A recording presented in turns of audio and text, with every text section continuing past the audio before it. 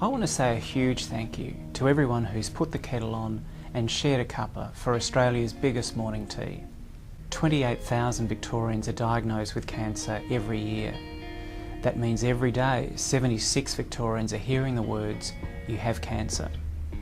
Your efforts through Australia's biggest morning tea are helping to reduce the impact of cancer in 3 important ways. I ask you to take a moment to see how the funds you raise are helping to make a difference.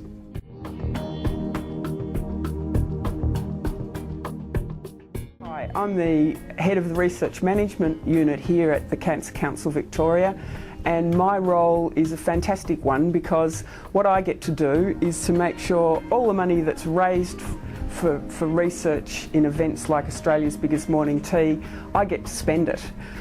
Last year we spent over $20 million on research. We spend money on research in hospitals, universities and medical research institutes, but we also have researchers that work here at the Cancer Council.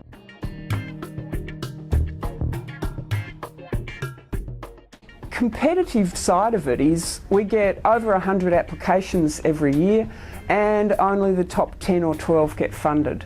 There are always projects that the committees would love to fund, but we haven't got enough money. So thanks very much for fundraising for us. As you know, a lot of the money will be spent on cancer research, and the more money we have, the more research we can fund. Friday afternoon on the 30th of October 2005, I got a phone call on my mobile.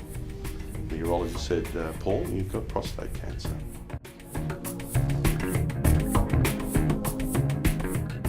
So when I got home, I sat in the lounge room, got the phone and rang the number.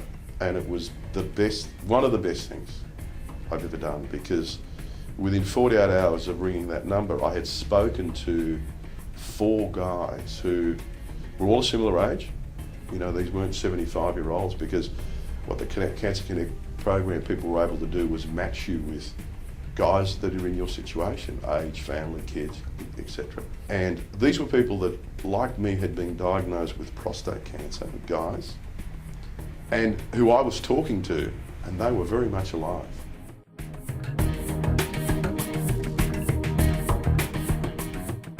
When I finished those calls, I then felt that I had the total suite of information to make a decision. I was ready to be a patient. I was ready to make a call.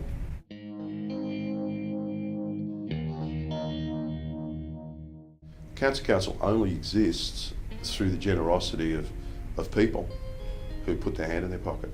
I mean, the people who give their time and their efforts, take time out of their life to do the fundraising. In my opinion, they're the real heroes, because without them, the Cancer Connect program, Cancer Council, wouldn't exist.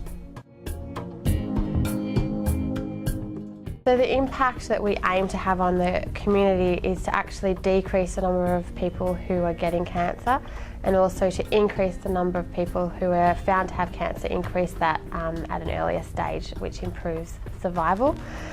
So to do this, we're trying to upskill GPs and practice nurses and also other health professionals within the community, so community workers, health workers, with the skills to educate their patients about prevention, to educate their patients about screening and what sort of screening is available, and also to educate their patients on what they should be doing in terms of self-awareness, so what they should know is normal for them, what sort of signs and symptoms they should be reporting to their GP.